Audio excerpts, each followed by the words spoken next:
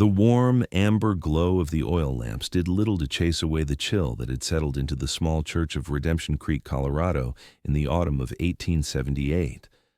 But Thomas Grayson hardly noticed the cold as he tried to quiet his fidgeting 4-year-old daughter Emily while balancing his drowsy 2-year-old son James on his knee. The congregation's voices rose in song around him, but Thomas couldn't bring himself to join in, his throat still tight with grief a year after his wife's passing. "Hush now, Emmy," he whispered, his calloused hand gently smoothing her unruly blonde curls. "Remember what we talked about? Being respectful in the Lord's house?"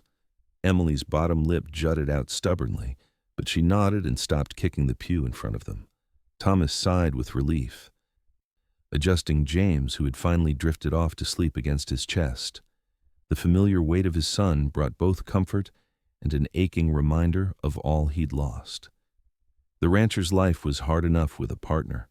Alone with 2 small children, it sometimes felt impossible. Thomas hadn't even realized he'd been staring blankly at the hymnal, the words swimming before his tired eyes, when a delicate hand appeared before him, pointing to the correct verse. He looked up, startled, to find himself gazing into the warmest brown eyes he'd ever seen. "May I join you?" the woman asked softly, her smile gentle as she slid into the pew beside him without waiting for his answer. "You seem to have your hands full." Before Thomas could formulate a response, she was already settling her skirts and sharing her hymnal with him, her voice rising clear and sweet with the congregation's song. He noticed how her auburn hair was neatly pinned beneath a modest bonnet, how a few rebellious strands had escaped to frame her face, and how her simple blue dress spoke of practicality rather than vanity. "Margaret O'Sullivan," she whispered during a pause in the hymn. "Most folks call me Maggie." "Thomas Grayson," he responded automatically, surprised at how easily his voice came after weeks of speaking to no one but his children and livestock. "These are my children, Emily and James." Emily, ever curious, leaned around her father to examine the newcomer with unabashed interest. "You sing real pretty," she declared. Maggie's smile widened. "Thank you, Miss Emily. That's a fine compliment." Pastor Wilson's sermon that morning seemed unusually captivating to Thomas, though later he couldn't recall a single word of it. His awareness remained fixed on the woman beside him, the light floral scent of her, the way she occasionally glanced his way with a small smile that somehow eased the tightness in his chest. When the service concluded, Thomas expected her to hurry off like everyone else, back to their Sunday dinners and families. Instead, Maggie remained seated as he gathered his son into his arms and took Emily's hand. "New to town?" Thomas asked, suddenly finding himself reluctant to leave. "Arrived last week," she confirmed, rising and smoothing her skirts. "I've taken the teaching position at the schoolhouse. The children have been without a teacher since Miss Henderson left to get married last spring," Thomas said, shifting James to his other arm as the boy began to wake. "The town's been eager for someone to fill the position." "Well, here I am," Maggie said with a small laugh that seemed to brighten the dim church. "Though I must admit, Redemption Creek is quite different from Boston." Thomas raised his eyebrows. "Boston? What brings a city woman all the way out here?" A shadow passed briefly over her features. "A desire for change, for open skies and new beginnings." She tilted her head, studying him. "And yourself, Mr. Grayson? Have you been in Redemption Creek long?" "All my life," he replied. "My father built our ranch about 5 miles east of town. It's been in the family for near 30 years now." Emily tugged impatiently at his hand. "Pa, I'm hungry." Thomas nodded apologetically to Maggie. "We should be getting home." "Of course," she said, stepping aside to let them pass. "It was lovely to meet you, Mr. Grayson, and you too, Emily and James." Thomas hesitated, words forming and dissolving on his tongue before he finally managed, "We usually take our Sunday dinner at home, Miss O'Sullivan. Nothing fancy, but there's always plenty. You'd be welcome to join us if you've no other plans." The invitation surprised him as much as it seemed to surprise her. Thomas hadn't invited anyone to his home since Sarah died, preferring the solitude of his grief to the well-intentioned but often painful sympathy of others. Maggie's expression warmed. I wouldn't want to impose. No imposition, Thomas assured her, surprised to find he meant it. Emmy helps me cook on Sundays, don't you, sweetheart? Emily nodded enthusiastically. We're having chicken and dumplings. Pa makes the best dumplings in the whole territory. Maggie laughed, the sound like cool water over river stones. Well, with such a glowing recommendation, how could I possibly refuse? The ride to the Grayson ranch was filled with Emily's ceaseless chatter as she enthusiastically informed their guest about everything from her favorite hiding spots to the names of all their animals. Thomas occasionally glanced over at Maggie, seated beside him on the wagon bench, with James now content in her lap, impressed by her genuine interest in his daughter's rambling stories. And that's where Mama's buried, Emily said suddenly, pointing to a small fenced area beneath a cottonwood tree as they approached the ranch. Pa says she watches over us from heaven now. Thomas felt his chest tighten. But Maggie didn't flinch from the child's blunt statement. It's a beautiful spot, she said quietly. Your mother must have loved this view. She did, Thomas confirmed, his voice rougher than he intended. Said she could see all the way to forever from that hill.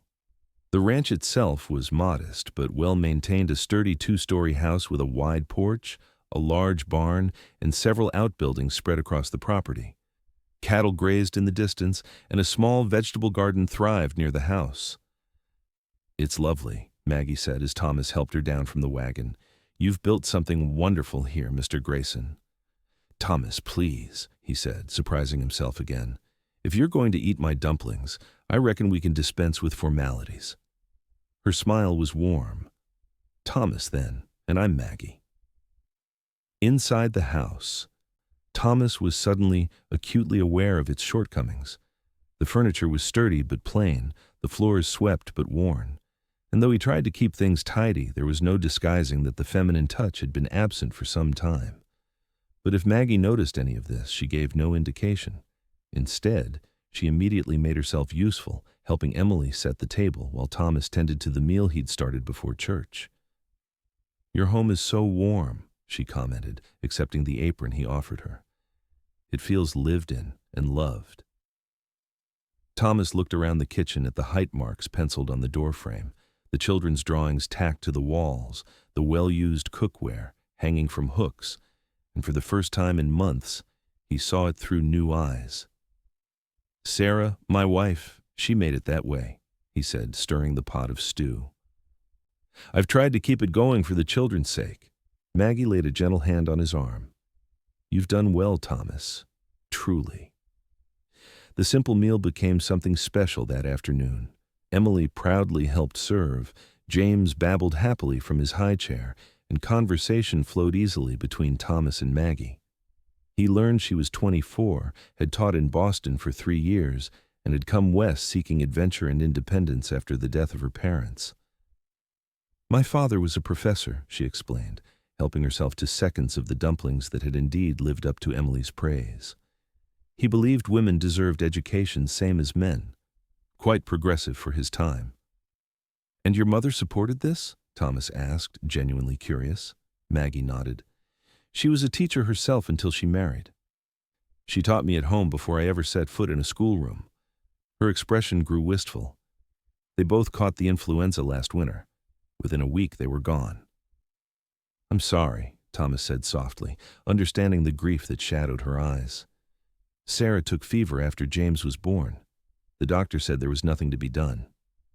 It leaves a hole that can't be filled, Maggie agreed, her eyes meeting his with a recognition that needed no further words.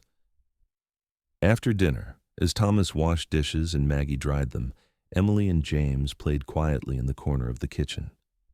The domesticity of the scene struck Thomas with an unexpected pang.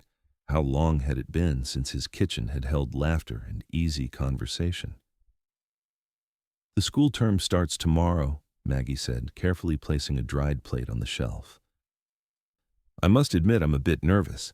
Teaching city children is one thing, but I wonder if I'm prepared for the challenges of a country schoolhouse. The children here are good kids, Thomas assured her. Some rough around the edges, perhaps, but eager to learn. Emmy's been counting the days until she's old enough to attend. Next year, Pa says, Emily chimed in from her spot on the floor, where she was showing James how to stack wooden blocks. Maggie smiled at the girl. Well then, I shall have to make certain I'm the very best teacher I can be before such an important student arrives. As the afternoon waned, Thomas found himself reluctant to end their time together.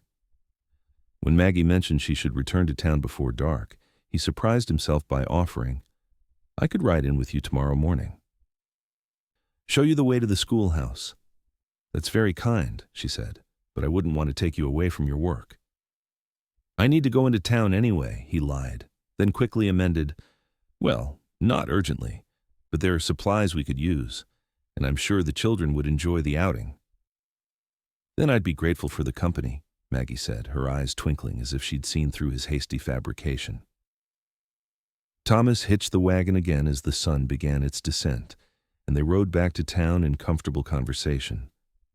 Maggie had taken a room above the milliner's shop, a tidy arrangement that came with the teaching position.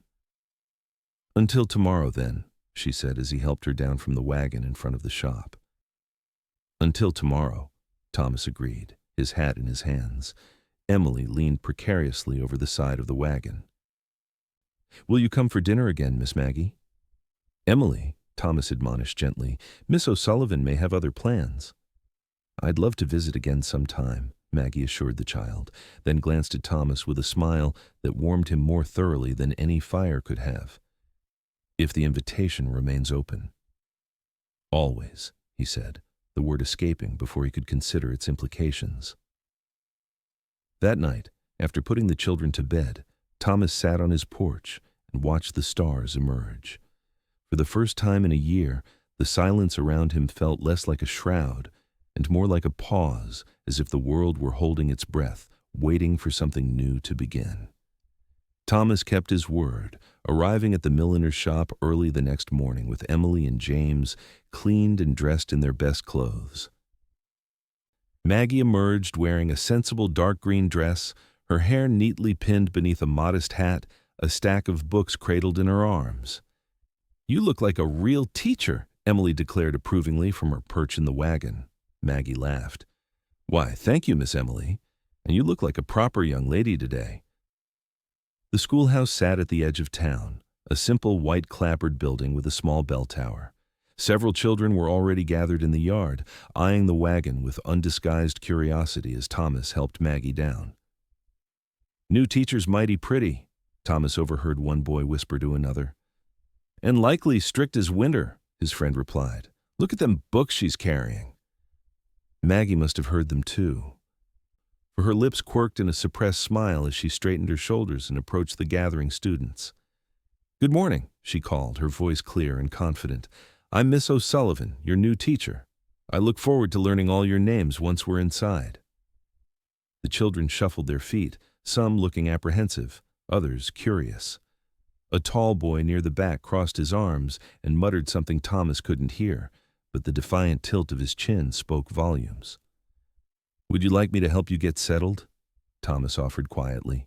Maggie shook her head. "Thank you, but I believe this is something I need to do alone." She turned to smile at Emily and James.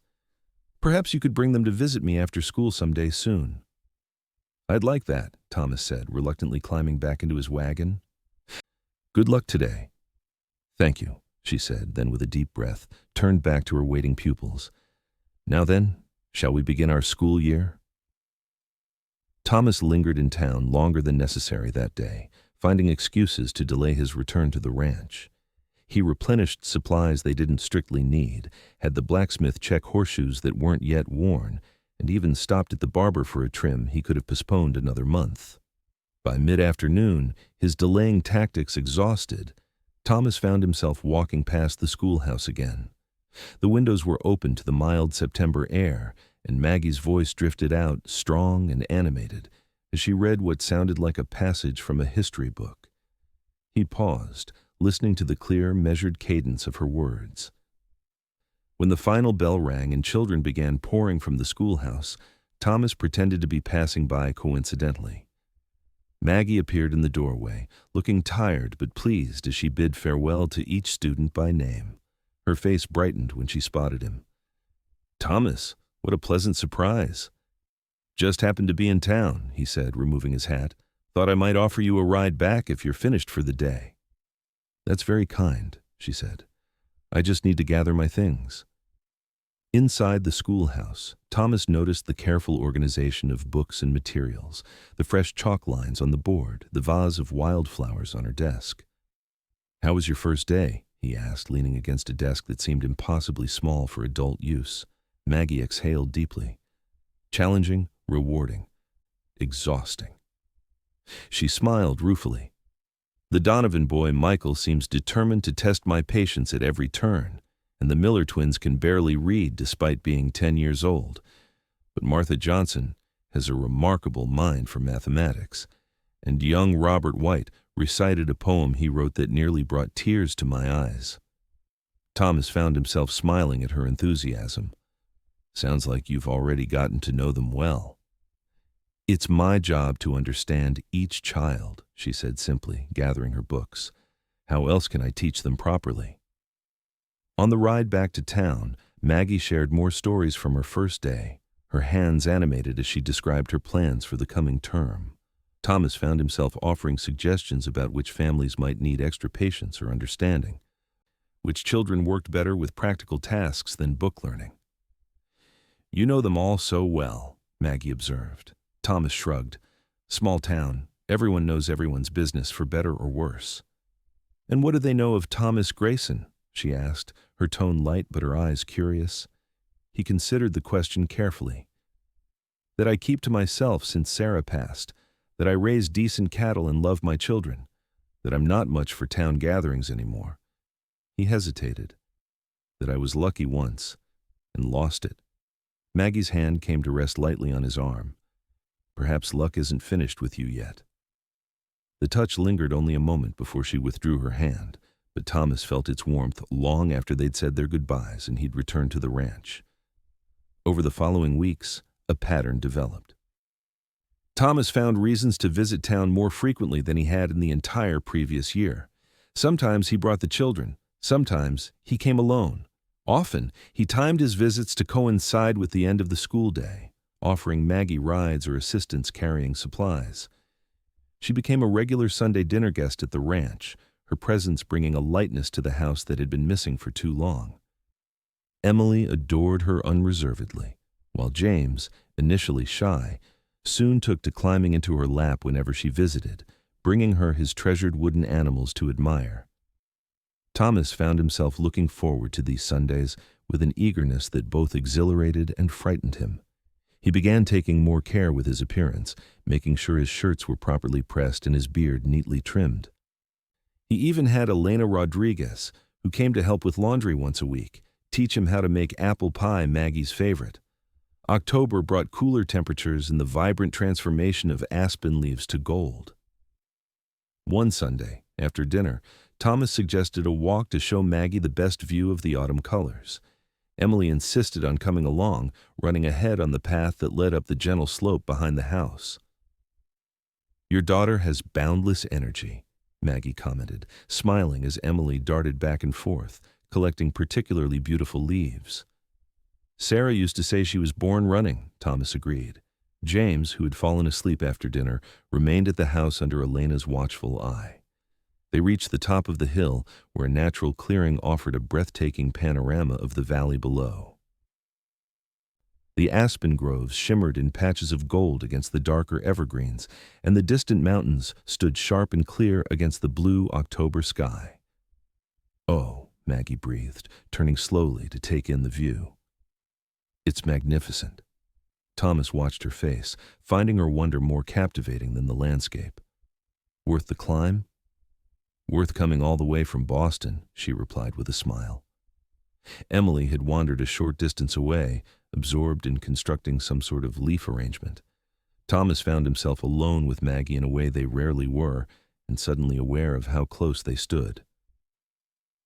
"Thank you," he said quietly. She turned to him, a question in her eyes. "For what?"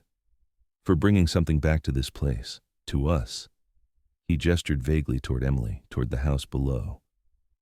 "There was a time I thought the ranch would never feel like home again." Maggie's eyes softened. "And now?" "Now," he said, choosing his words carefully. I find myself looking forward to each day again, especially the days when you're here. A blush colored her cheeks.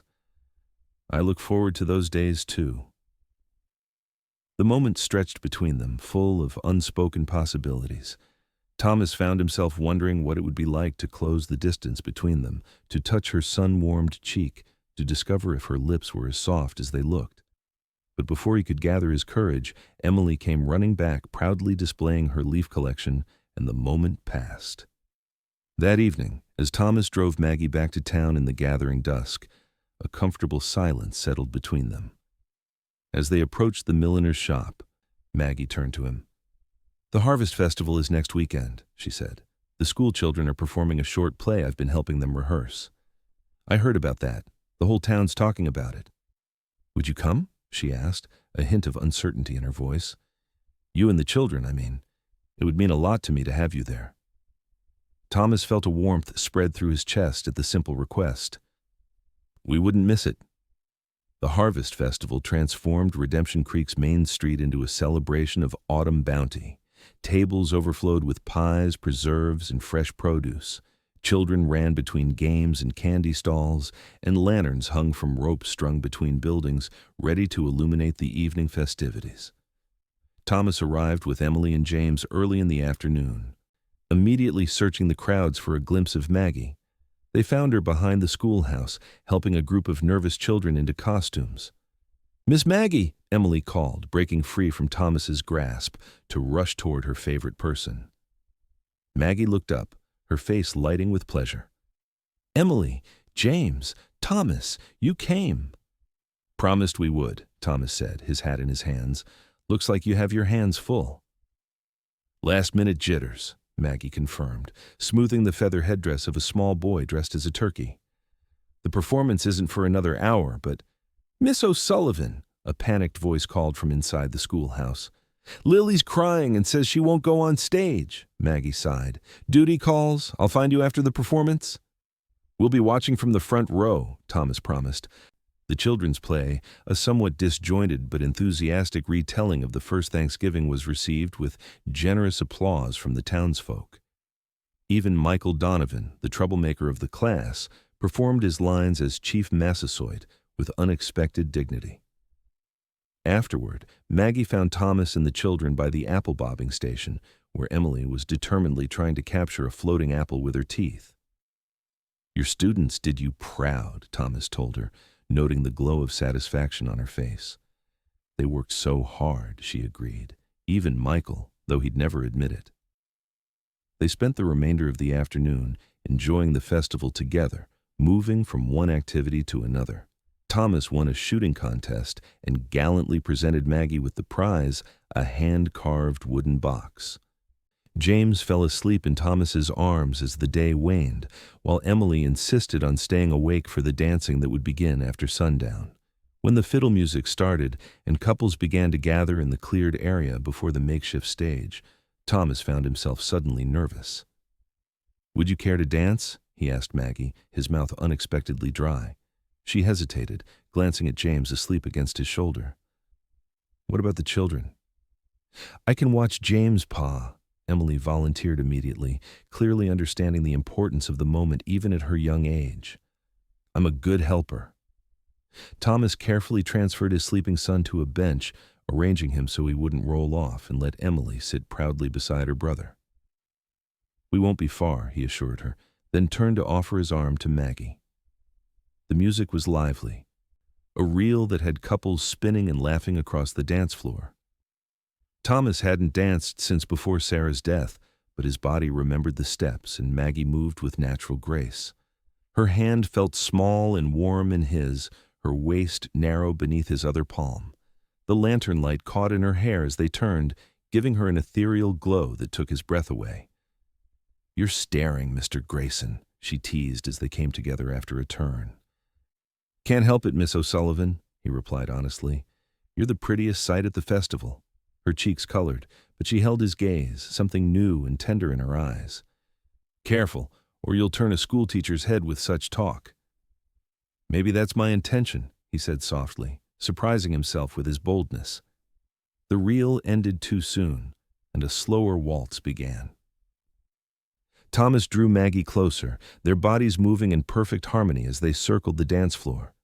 He was acutely aware of every point where they touched her hand in his, her other hand resting lightly on his shoulder, the occasional brush of her skirts against his legs. "I never expected this," Maggie said quietly, her eyes fixed on his. "When I came west, I thought I was leaving everything behind, starting completely new." "And now?" Thomas asked. Her smile was radiant. "Now I'm finding things I never knew I was looking for." The waltz ended, but Thomas found himself reluctant to release her. Around them, other couples were breaking apart, heading toward the refreshment tables or back to supervise children. Yet they remained, hands still joined, standing close enough that he could see the flecks of gold in her brown eyes. "Maggie," he began, not entirely sure what he wanted to say, only knowing he needed to say something. "Thomas Grayson!" a loud voice interrupted. "There you are." Thomas turned reluctantly to find Sheriff Miller approaching, his expression serious. "Evening, Sheriff." "Sorry to interrupt your dancing," the sheriff said, nodding respectfully to Maggie.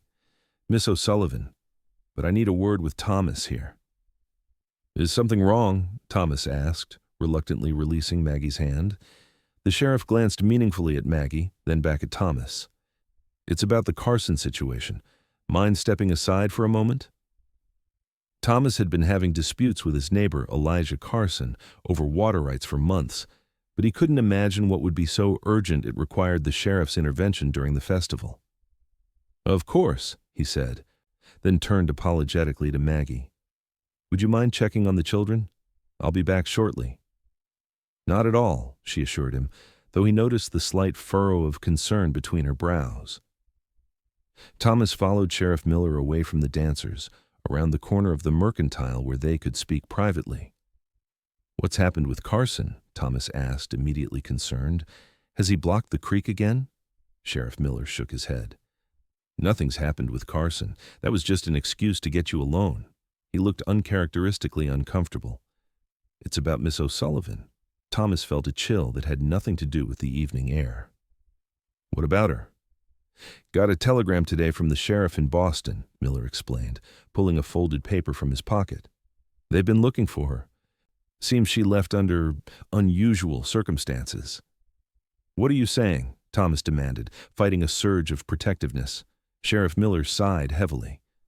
"According to this, Margaret O'Sullivan was engaged to be married in Boston. The morning of her wedding, she disappeared along with a substantial amount of money from her fiancé's business. They're charging her with theft." Thomas stared at the telegram, the words swimming before his eyes. It couldn't be true. Not Maggie, not the woman who shared her lunch with students who forgot theirs, who stayed after hours to help struggling readers, who looked at his children with such genuine affection. "There must be a mistake," he said firmly. "Perhaps it's another Margaret O'Sullivan." "The description matches," Miller said gently, "and the timing of her arrival here. It fits." Thomas handed the telegram back, his mind racing. "What happens now?" "I need to question her," the sheriff said. "If she gives a reasonable explanation, maybe we can sort this out without involving the Boston authorities further. But if not..." He left the sentence unfinished, but the implication was clear. "Let me talk to her first," Thomas requested. "Please, Jim, I've known you since we were boys. Give me a chance to hear her side before you make this official." Sheriff Miller hesitated, then nodded reluctantly. "1 hour, Thomas. Then I need to do my job." Thomas returned to find Maggie sitting with his children, Emily animatedly describing the dance she'd witnessed, while James continued to sleep undisturbed. The sight of them together, so natural, so right, made his chest ache with conflicting emotions. "Everything all right?" Maggie asked, looking up at his approach. "Fine," he lied, forcing a smile. "But James is clearly done for the night. I think we should head home." A flash of disappointment crossed her face, but she nodded in understanding. "Of course. It's getting late for little ones." "Would you join us?" Thomas asked. "There's something I'd like to discuss with you." He saw the question in her eyes and added, "Nothing bad. Just important. They rode back to the ranch in relative silence, Emily finally succumbing to sleepiness, and Maggie seemingly lost in her own thoughts. Thomas's mind raced, trying to reconcile the woman he knew with the accusations in the telegram. There had to be an explanation. He refused to believe he could have misjudged her so completely. After settling the children in their beds, Thomas found Maggie waiting on the porch, wrapped in a shawl against the evening chill. "It's a beautiful night," she commented as he joined her, looking up at the vast canopy of stars overhead. "So many more stars than we could see in Boston." Thomas took a deep breath. "Maggie, I need to ask you something, and I need you to be honest with me." She turned to him, her expression suddenly wary. "What is it?" "Sheriff Miller received a telegram today," he said, watching her face carefully. "From Boston, about you." Her sharp intake of breath told him everything. The color drained from her face and her hands tightened on the porch railing. "What did it say?" she asked, her voice barely above a whisper. "That you were engaged, that you disappeared on your wedding day, taking money that wasn't yours." He kept his voice level, without accusation. "Is it true?" Maggie closed her eyes briefly, as if gathering strength. When she opened them again, they shimmered with unshed tears. "Not the way they're telling it." "Then tell me your way," he said softly. "I want to understand." She nodded, taking a shaky breath. "I was engaged to Richard Harrington, the son of my father's colleague at the university. After my parents died, he was kind to me, helpful with the arrangements, supportive during my grief." She twisted her hands together. "I was vulnerable, and his attention felt like a lifeline when I was drowning." Thomas remained silent, letting her continue at her own pace. "The engagement was his idea. I agreed because it seemed sensible, practical. I respected Richard, and he offered security at a time when I felt I had none." Her voice hardened slightly. "But as the wedding approached, I began to see a different side of him. He was controlling, quick to anger when I expressed opinions that differed from his. He had plans for me that didn't include teaching. He expected me to give up my career, to become nothing more than an ornament for his home and a mother for his children." "And the money?" Thomas asked quietly. Maggie's chin lifted defiantly. "The money was mine, my inheritance from my parents, which Richard had invested in his business ventures without my full understanding. When I realized what our marriage would truly be like, I knew I had to leave, but he controlled all my finances, so I took what was rightfully mine before I fled." Her shoulders slumped slightly. "I didn't realize he would accuse me of theft or that he would pursue me this far." Thomas studied her face in the moonlight, searching for any sign of deception, but all he saw was the Maggie he had come to know, honest, courageous, and now frightened. "I believe you," he said finally. Relief washed over her face, followed quickly by concern. "But will the sheriff? Will anyone else?" "Sheriff Miller gave me an hour to speak with you before he makes this official," Thomas explained. "He's a fair man. If you tell him what you've told me, show him any documentation you might have regarding your inheritance." Maggie shook her head. "Richard has all the documentation. That was part of his control." Her hands trembled slightly. "Thomas, I can't go back. You don't understand what he's like." The fear in her eyes stirred something protective in Thomas. "You won't have to go back. We'll figure this out." "How?" she asked, her voice breaking. "It's my word against his, and he's a respected businessman while I'm just a woman who ran away." Thomas reached for her hands, holding them steady in his own. "You're not just anything, Maggie O'Sullivan. You're the strongest, kindest, most dedicated teacher this town has ever seen. You're the woman who shared her hymnal with a struggling widower and his children. He hesitated, then continued with quiet certainty. "You're the woman I've fallen in love with." Her eyes widened, tears spilling onto her cheeks. "Thomas, I know it hasn't been long," he continued, "and I know this isn't how or when I plan to tell you. But if there's one thing I've learned, it's that life doesn't always give us the luxury of perfect timing." He squeezed her hands gently. "I love you, Maggie. and I'll stand by you through this." Maggie's tears fell freely now, but a smile trembled on her lips. "I love you too. I think I have since that first Sunday, when you invited me to dinner and made me feel like I belonged somewhere again." Thomas raised a hand to gently wipe the tears from her cheek. "Then we'll face this together." Their conversation with Sheriff Miller was tense but productive. Maggie explained her situation in detail, and while the sheriff remained professionally skeptical, he agreed to respond to the Boston authorities with a request for proof of ownership of the disputed funds before taking any action. "I can't promise anything," he warned them as they left his office. "If they provide sufficient evidence, I'll have no choice but to detain you, Miss O'Sullivan." "I understand," Maggie said with quiet dignity. "Thank you for hearing me out." In the days that followed, life in Redemption Creek continued with an undercurrent of uncertainty. Maggie taught her classes with unwavering dedication, though Thomas noticed the strain around her eyes, the way she startled at unexpected sounds. He rode into town every afternoon to accompany her home from school, unwilling to let her face potential trouble alone. The children sensed something was amiss, but responded with increased affection toward their favorite teacher, as if instinctively trying to protect her. A week after the Harvest Festival, Thomas arrived at the schoolhouse to find Maggie in animated conversation with Martha Johnson's mother, Abigail, a formidable woman known for her sharp tongue and sharper business sense as the owner of the town's only hotel. "Thomas," Maggie called when she saw him, "Mrs. Johnson has the most wonderful idea." "It's simple common sense," Abigail corrected, though she looked pleased. "If Miss O'Sullivan needs to prove the money was rightfully hers, we need to contact her parents' lawyer in Boston. Surely he would have records of their will and the inheritance." Thomas stared at the older woman, then at Maggie. "That's brilliant. Or why didn't we think of that?"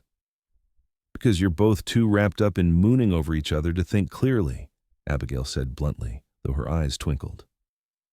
"No offense meant." "None taken," Thomas assured her, his mind already racing ahead.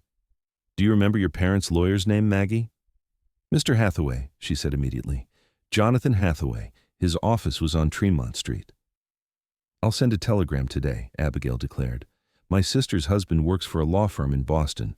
He can locate Mr. Hathaway and get the documentation we need." Hope bloomed in Maggie's eyes for the first time in days. "Mrs. Johnson, I don't know how to thank you."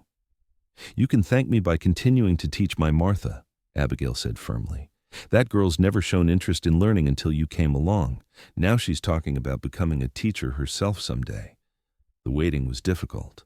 October gave way to November, bringing the first dusting of snow to the mountains around Redemption Creek. Thanksgiving approached, and with it, preparations for the school's holiday performance.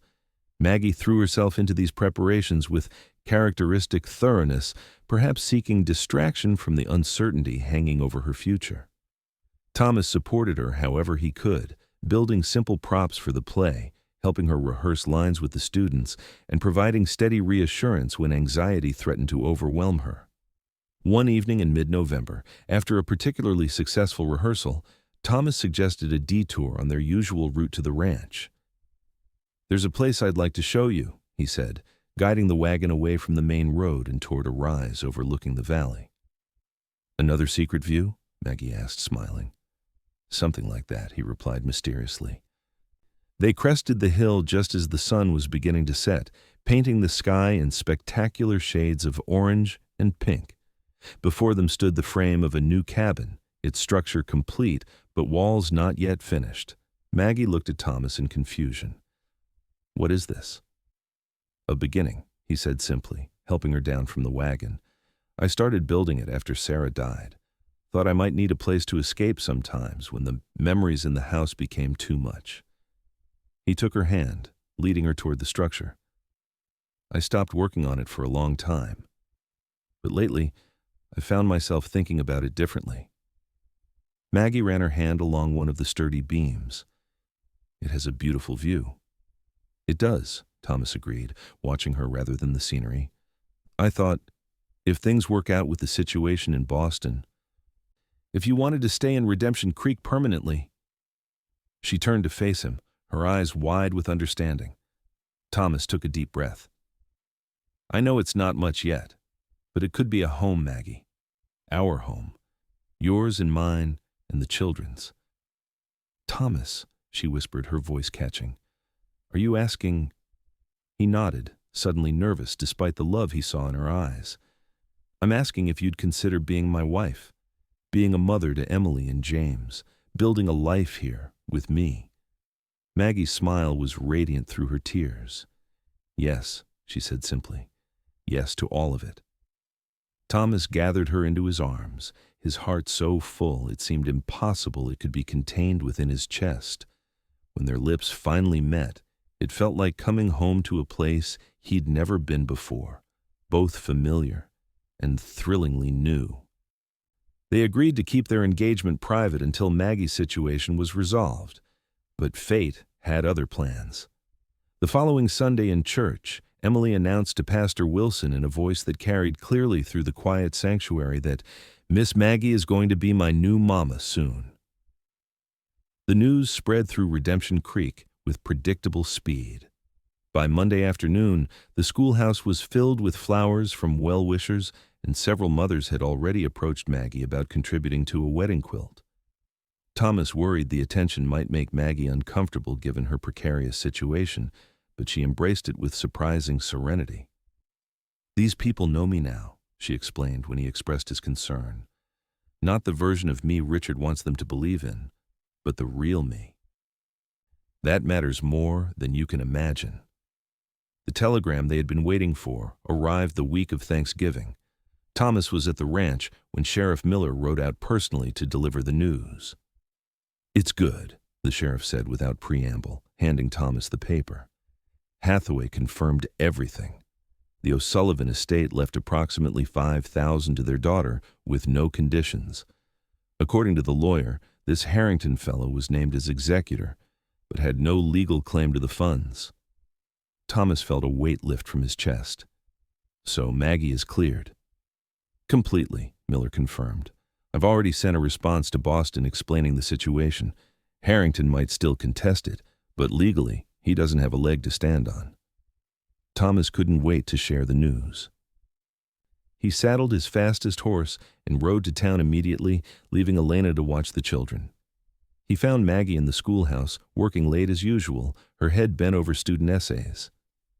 It's over, he announced from the doorway, brandishing the telegram. Hathaway confirmed everything. The money was yours all along. Maggie stared at him for a heartbeat before the full impact of his words registered.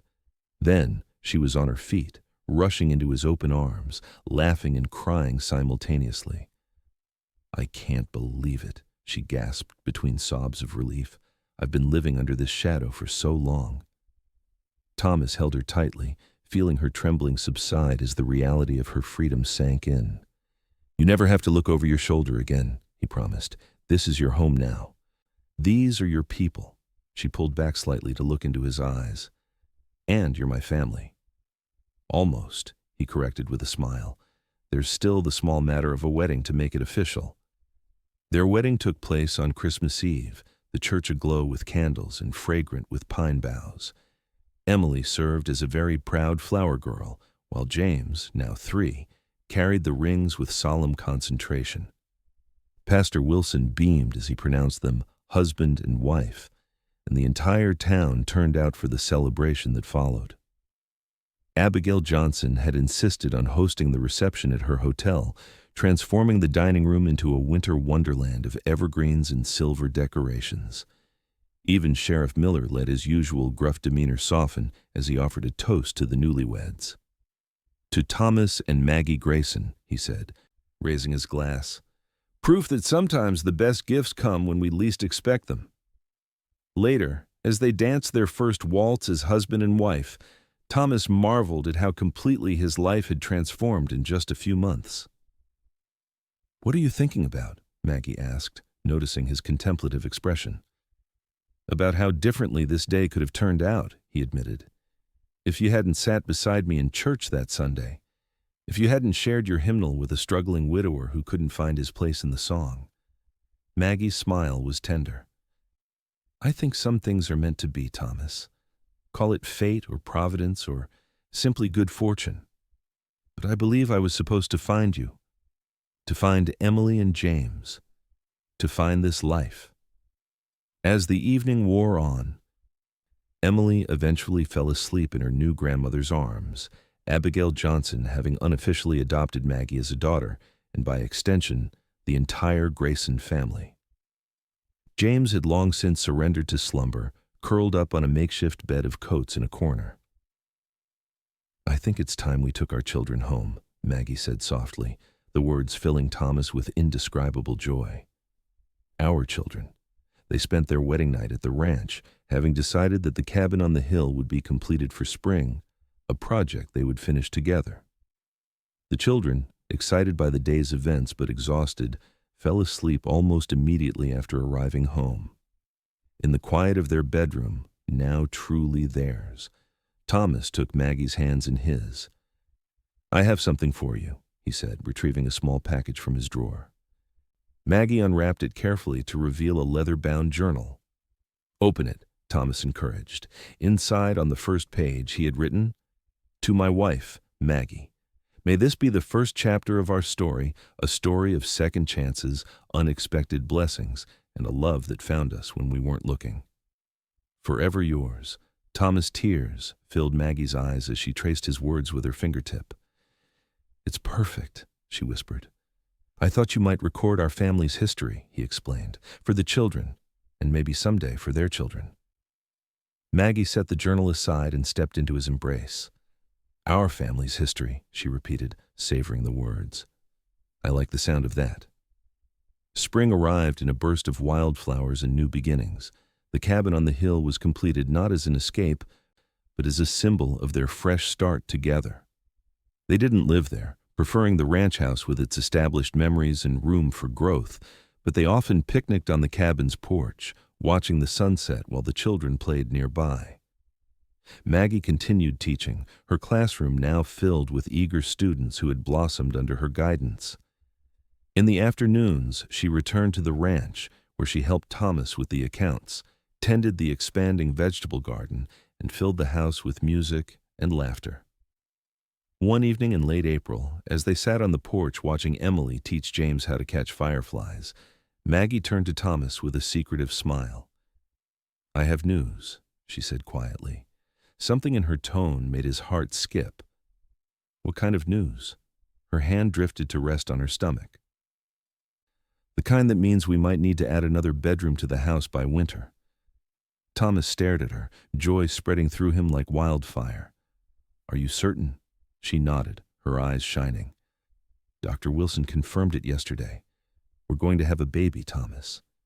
He gathered her into his arms, mindful of her condition even in his excitement. "A baby," he repeated, his voice thick with emotion. "Our baby." "I thought it might be too soon," Maggie admitted, "that you might not be ready for another child." Thomas shook his head firmly. "This is a blessing, Maggie. Another piece of the life we're building together." He placed his hand over hers, marveling at the miracle growing beneath their joined fingers. "Besides, Emily has been asking for a little sister since Christmas," Maggie laughed. "Well, she'll have to wait a bit longer to find out if her wish comes true. We won't know until October." Their daughter, Sarah Margaret Grayson, was born on a crisp October morning as the aspen leaves turned gold once more. She had her mother's auburn hair and her father's blue eyes, and from her first breath she was adored not only by her parents, but by her older siblings, who took their responsibilities as brother and sister with utmost seriousness. On the baby's first Sunday, Thomas carried her proudly into church, Maggie at his side with Emily and James walking ahead, the perfect image of a family united by love. They settled into their usual pew, and as the congregation rose for the opening hymn, Thomas found himself remembering another Sunday, 2 years earlier, when a kind-hearted schoolteacher had slid into the seat beside a lonely widower and shared her hymnal. Maggie noticed his reminiscent smile and leaned closer. "What are you thinking about?" she whispered. "About how completely my life has changed," he replied, shifting baby Sarah in his arms so he could take Maggie's hand. "About how grateful I am that you chose to sit beside me that day." "Best decision I ever made," she said, her eyes full of love as she squeezed his hand. Around them, the congregation's voices rose in song, and this time, Thomas joined in, his deep baritone blending with Maggie's clear soprano, two voices that had found perfect harmony together, just as their lives had. And as little Sarah blinked up at her parents with curious eyes, the future stretched before the Grayson family, not without challenges, certainly, but rich with promise, partnership, and the kind of love that begins with small gestures of kindness and grows into something that can transform lives forever.